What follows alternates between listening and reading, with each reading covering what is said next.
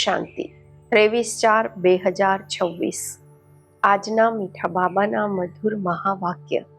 મીઠા બાળકો, ભોળાનાથ મોસ્ટ બિલવડ બાપ તમારી સન્મુખ બેઠા છે। સૌથી મીઠા બાપ, પ્રિય બાપ આપણી સામે બેઠા છે। તમે પ્યારથી યાદ કરો તો લગન વધતી જશે, વિઘ્ન ખતમ થઈ જશે। પ્રશ્ન છે, બ્રાહ્મણ બાળકોની કઈ આદત, બ્રાહ્મણ બાળકોને કઈ વાત સદા યાદ રહે તો ક્યારેય પણ વિકર્મ ન થાય? ઉત્તર છે, જે કર્મ અમે કરીશું અમને જોઈ બીજા પણ કરશે। આ યાદ રહે તો વિકર્મ નહીં થશે। જો કોઈ સંતાડીને પણ પાપ કર્મ કરે છે તો ધર્મરાજથી છુપાઈ નથી શકતું, ફોરન તરત એની સજા મળશે।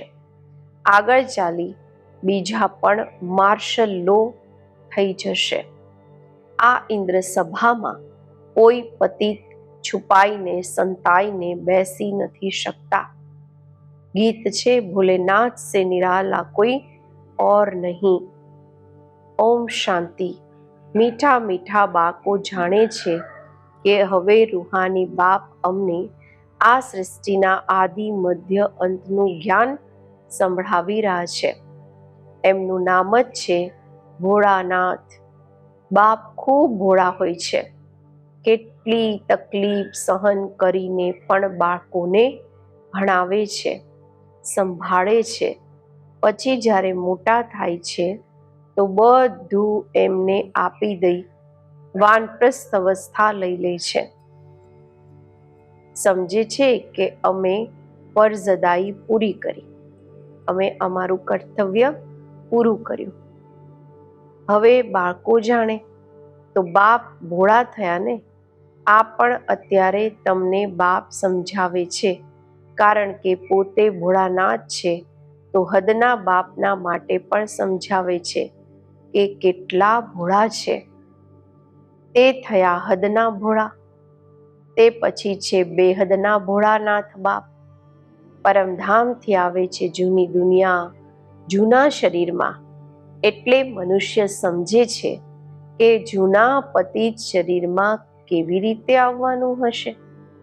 ન સમજવાના કારણે પાવન શરીરવાળા શ્રી કૃષ્ણનું નામ નાખી દીધું છે। આ જ ગીતા, વેદ, શાસ્ત્ર વગેરે ફરીથી પણ બનશે। જુઓ શિવ બાબા કેટલા ભોળા છે। આવે છે તો પણ ભાસના એવી આપે છે જેમ કે બાપ અહીંયા જ બેઠા છે।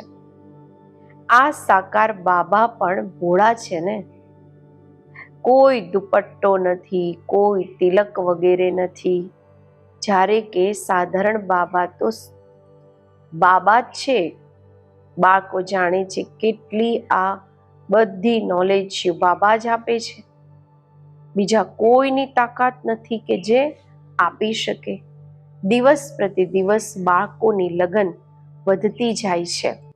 જેટલા બાપને યાદ કરશો એટલો લવ વધશે।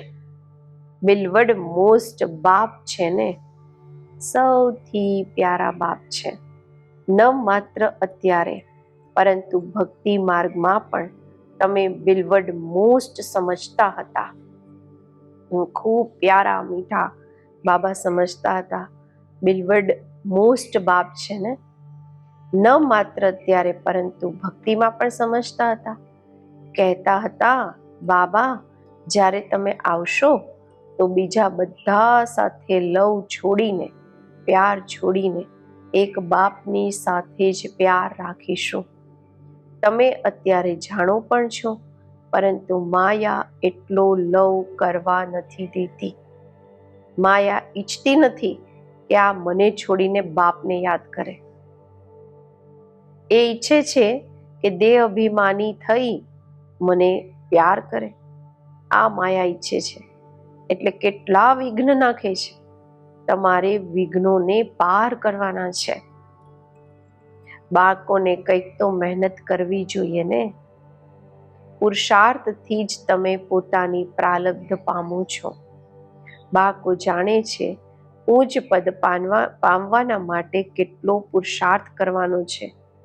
એક તો વિકારનું દાન આપવાનું છે, બીજું બાપથી જે અવિનાશી જ્ઞાન રત્નોનું ધન મળે છે તે દાન કરવાનું છે. જે અવિનાશી ધનથી જ તમે આટલા ધનવાન બનો છો. નોલેજ છે સોર્સ ઓફ ઇન્કમ. એ છે શાસ્ત્રોની ફિલોસોફી. આ છે સ્પિરિચ્યુઅલ નોલેજ. શાસ્ત્ર વગેરે ભણીને પણ તમે ખૂબ કમાઓ છો. એક કોઠરીમાં ગ્રંથ વગેરે રાખી દીધા, થોડું કંઈક સંભળાવ્યું, બસ ઇન્કમ થઈ જશે. તે કોઈ યથાર્થ જ્ઞાન નથી. યથાર્થ જ્ઞાન એક બાપ જ આપે છે. જ્યાં સુધી કોઈને આ રૂહાની નોલેજ નથી મળતી ત્યાં સુધી તે શાસ્ત્રોની ફિલોસોફી બુદ્ધિમાં છે. તમારી વાત સાંભળતા નથી. તમે છો ખૂબ થોડા. આ તો 100% સર્ટેન છે.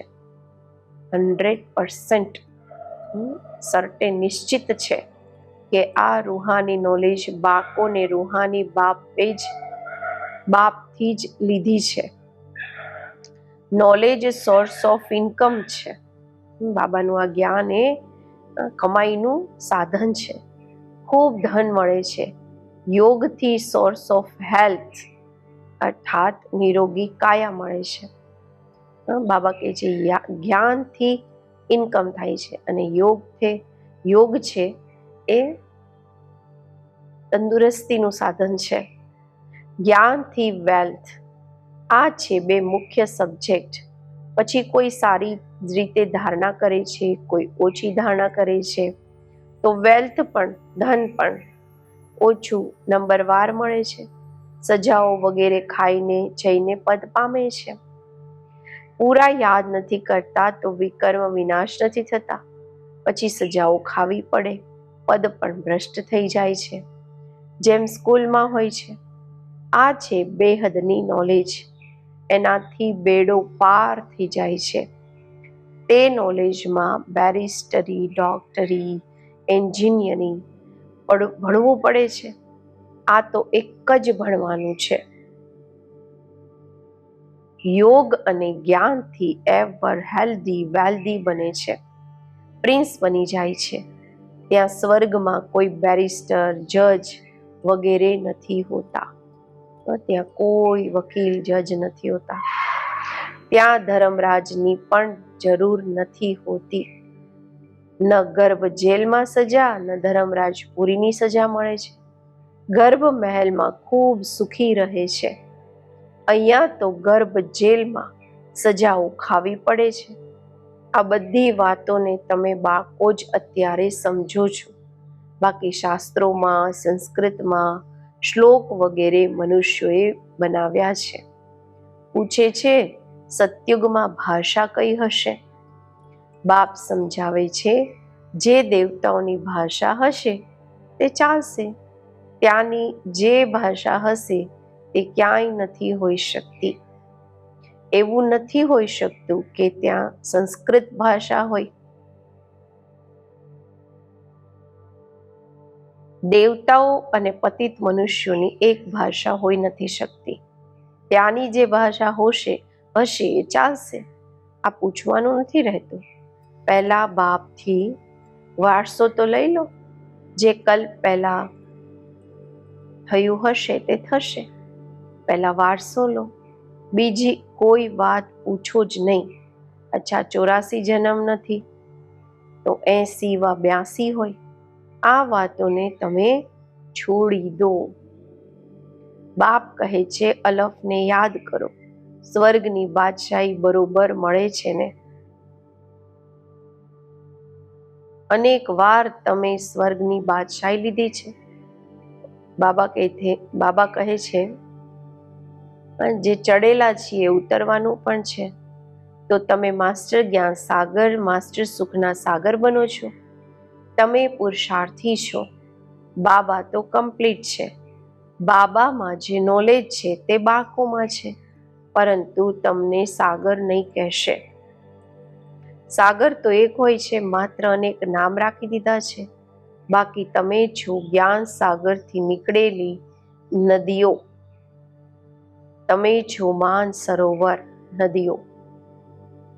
દુનિયા નદીઓ પર, બાબા કહે છે નદીઓની ઉપર નામ પણ છે. બ્રહ્મપુત્રા સૌથી મોટી નદી છે. કલકત્તામાં નદી અને સાગરનો સંગમ છે. એનું નામ પણ છે ડાયમંડ હાર્બર, જ્યાં નદીનો સંગમ થાય છે. તમે બ્રહ્મામુખ વંશાવલી હીરા જેવા બનો છો. ખૂબ ભારે મેળો લાગે છે. બાબા આ બ્રહ્માતનમાં આવીને બાળકોને મળે છે. આ બધી વાતો સમજવાની છે. છતાં પણ બાબા કહે છે મન મના ભવ. બાપને યાદ કરતા રહો. તે મોઝ બિલવટ, ખૂબ પ્યારા, સર્વ સંબંધોની સેક્રીન છે. તે બધા સંબંધી છે વિકારી, એનાથી દુઃખ જ મળે છે. બાબા તમને બધાનું રિટર્ન આપી દે છે. બધા સંબંધોનો લવ આપે છે, પ્યાર આપે છે, એટલું સુખ આપે છે. બીજા કોઈ એટલું સુખ નથી આપી શકતા. કોઈ આપે છે તો અલ્પકાળના માટે, જેને જ સંન્યાસી કાગ વિષ્ટા સમાન સુખ કહે છે. દુઃખધામમાં તો જરૂર દુઃખ જ હશે. તમે બાળકો જાણો છો, અમે આ અનેક વાર પાર્ટ ભજવ્યો છે. પરંતુ અમે ઉચ્ચ પદ કેવી રીતે પામીએ, એની ફિકર રહેવી જોઈએ. ખૂબ પુરુષાર્થ કરવાનો છે કે અમે ત્યાં ફેલ ન થઈ જઈએ. સારા નંબરથી પાસ થશો તો ઉચ્ચ પદ પામશો, અને એની ખુશી પણ રહેશે. બધા એક સમાન હોઈ ન શકે. જેટલો યોગ હશે. ઘણી ગોપિકાઓ છે જે ક્યારેય મળી પણ નથી. બાપથી મળવા માટે તડપે છે. સાધુ સંન્યાસીઓની પાસે તડપવાની વાત નથી રહેતી. અહીંયા તો બાબાથી મળવાના માટે આવે છે. વન્ડરફુલ વાત છે ને. ઘરમાં બેસીને યાદ કરે છે, શિવ બાબા અમે તમારા બાળકો છીએ. આત્માને સ્મૃતિ આવે છે, તમે બાળકો જાણો છો અમે શિવ બાબાથી કલ્પ કલ્પ વારસો લઈએ છીએ. એ જ બાપ કલ્પના બાદ આવેલા છે તો જોયા વગર રહી નથી શકતા. આત્મા જાણે છે કે બાબા આવ્યા છે. શિવ જયંતિ પણ મનાવે છે, પરંતુ જાણતા કંઈ પણ નથી. શિવ બાબા આવીને ભણાવે છે, આ કંઈ પણ નથી જાણતા. નામ માત્ર શિવ જયંતિ મનાવે છે, રજા પણ નથી કરતા. વારસો જેમણે આપ્યો એનું કંઈ મહત્વ નથી. અને જેને વારસો આપ્યો શ્રી કૃષ્ણને, એનું નામ બાલા કરી દીધું છે. ખાસ ભારતને આવીને હેવિન બનાવ્યું છે. બાકી બધાને મુક્તિ આપે છે, ઈચ્છે પણ બધા છે. તમે જાણો છો મુક્તિના બાદ જીવન મુક્તિ મળશે. બાપ આવીને માયાના બંધનથી મુક્ત કરે છે. બાબા કહે છે, બાપને કહેવામાં આવે છે સર્વના સદગતિ દાતા. જીવન મુક્તિ તો બધાને મળે છે, નંબરવાર પુરુષાર્થ અનુસાર. બાપ કહે છે આ છે પતિત દુનિયા, દુઃખધામ. સતયુગમાં તમને કેટલું સુખ મળે છે. એને કહે છે બહિષ્ટ, સ્વર્ગ. અલ્લાહે બહિષ્ટ શેના માટે રચ્યું? શું માત્ર મુસલમાનોના માટે રચ્યું? પોતપોતાની ભાષામાં કોઈ સ્વર્ગ કહે છે, કોઈ બહિષ્ટ કહે છે. તમે જાણો છો હેવિનમાં માત્ર ભારત જ હોય છે. આ બધી વાતો તમારા બાળકોની બુદ્ધિમાં નંબરવાર પુરુષાર્થ અનુસાર બેઠેલી છે. એક મુસલમાન પણ કહેતો હતો કે અમે અલ્લાહના ગાર્ડનમાં ગયા. આ બધા સાક્ષાત્કાર થાય છે, ડ્રામામાં પહેલેથી જ નોંધાયેલું છે. ડ્રામામાં જે થાય છે સેકન્ડ પાસ થઈ કહેશે કલ્પ પહેલા પણ થયું હતું. કાલે શું થવાનું છે આ ખબર નથી.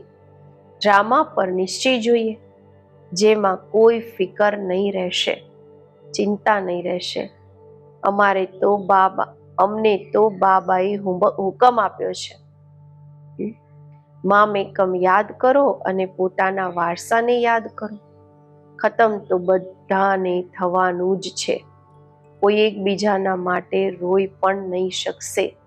મોત આવ્યું અને ગયું, રોવાનો ટાઈમ જ નહીં રહેશે, ફુરસત જ નહીં રહેશે, અવાજ જ નહીં નીકળશે.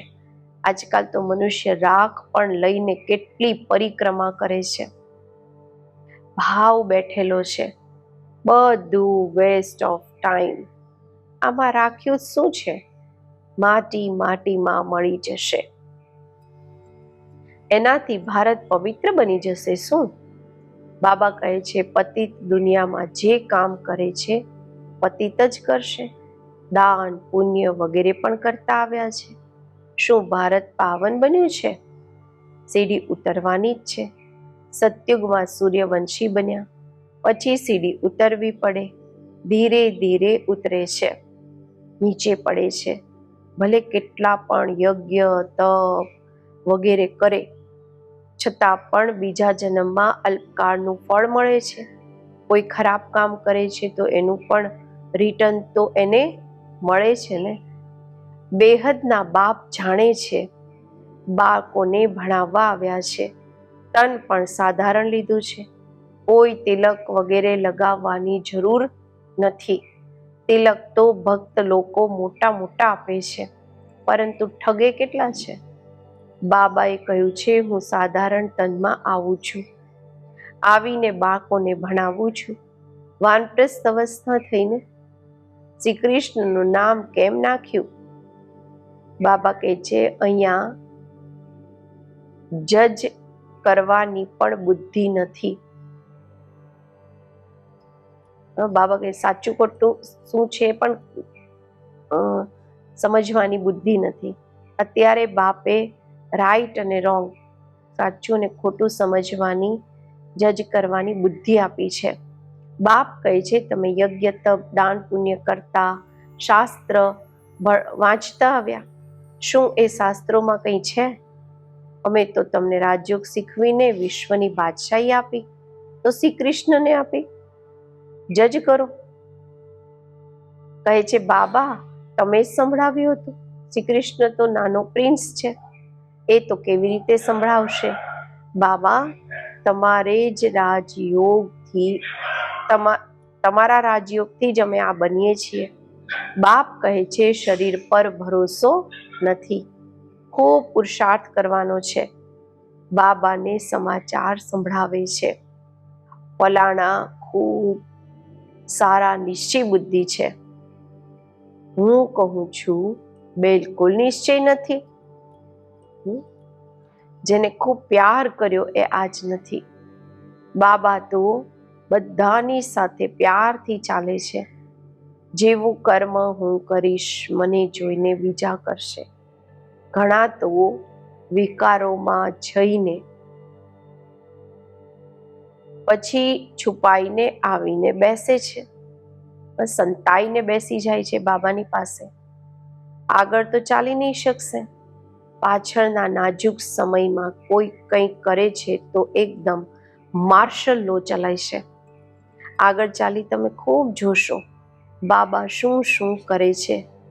બાબા થોડી સજા આપશે, ધર્મરાજ દ્વારા અપાવશે. જ્ઞાનમાં પ્રેરણાની વાત નથી. ભગવાનને તો બધા મનુષ્ય કહે છે હે પતિત પાવન આવો, અમને આવીને પાવન બનાવો. બધી આત્માઓ ઓર્ગન્સ દ્વારા બોલાવે છે. બાપ છે જ્ઞાનના સાગર. એમની પાસે ખૂબ વખર એટલે કે વેરાયટી સામાન છે. એવો સામાન પછી કોઈની પાસે નથી. શ્રી કૃષ્ણની મહિમા બિલકુલ અલગ છે. બાપની શિક્ષાથી આ કેવી રીતે બન્યા? લક્ષ્મી નારાયણ કેવી રીતે બન્યા? બનાવવા વાળા તો બાપ જ છે. બાપ આવીને કર્મ, અકર્મ અને વિકર્મની ગતિ સમજાવે છે. અત્યારે તમારું ત્રીજું નેત્ર ખુલ્યું છે. તમે જાણો છો કે 5000 વર્ષની વાત છે.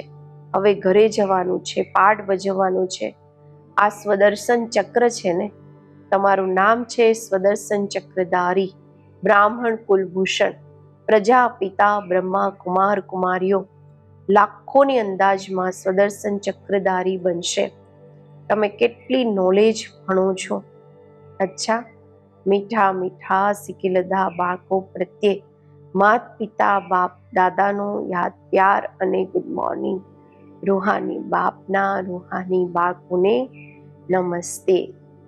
રૂહાની બાળકોના રૂહાની બાપને નમસ્તે.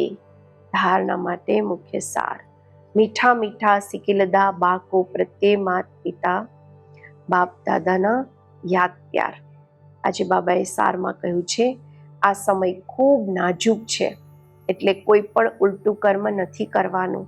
કર્મ અકર્મ વિકર્મની ગતિને ધ્યાનમાં રાખી સદા શ્રેષ્ઠ કર્મ કરવાના છે. બીજું, યોગથી સદાના માટે પોતાની કાયા નિરોગી બનાવવાની છે. એક બિલવડ મોસ્ટ બાપને જ યાદ કરવાના છે. બાપથી જે અવિનાશી જ્ઞાનનું ધન મળે છે તે દાન કરવાનું છે. આજનું વરદાન: સહનશીલતાના ગુણ દ્વારા કઠોર સંસ્કારને પણ શીતળ બનાવવા વાળા સંતુષ્ટ મણિ ભવ. જેમાં સહનશીલતાનો ગુણ હોય છે તે સુરતથી હંમેશા સંતુષ્ટ દેખાય છે. જે સ્વયં સંતુષ્ટ મૂર્ત રહે છે તે બીજાને પણ સંતુષ્ટ બનાવી દે છે. સંતુષ્ટ થવું એટલે કે સફળતા મેળવવી. જે સહનશીલ હોય છે તે પોતાની સહનશીલતાની શક્તિથી કઠોર સંસ્કાર કે કઠિન કાર્યને શીતળ અને સહજ બનાવી દે છે. એમનો ચહેરો જ ગુણમૂર્ત દેખાય છે. તે ડ્રામાની ઢાળ પર ટકી શકે છે. આજનું સ્લોગન: જે વાણી દ્વારા નથી બદલતા એમને શુભ વાઇબ્રેશન દ્વારા બદલી શકો છો. અવ્યક્ત ઇશારા: મહાન બનવાના માટે મધુરતા અને નમ્રતાનો ગુણ ધારણ કરો. જેમ બ્રહ્મા બાપના બોલ ફરિશ્તોના બોલ ઓછા બોલ અને મધુર બોલ હતા, એમ યથાર્થ બોલ બોલો. કારોબારના માટે બોલવું પડે છે, પરંતુ એ પણ લાંબુ નહીં કરો. દરેક સંકલ્પ, બોલ અને કર્મમાં ફોલો ફાધર કરો. દરેક બોલમાં મધુરતા, નમ્રતાની મહાનતા હોય. એના માટે સ્વયંને નિમિત્ત સમજીને દરેક કાર્ય કરો. ત્યારે મહાનતાની સાથે નમ્રતા આવશે અને સફળતા મૂરત બનશો. ઓમ શાંતિ.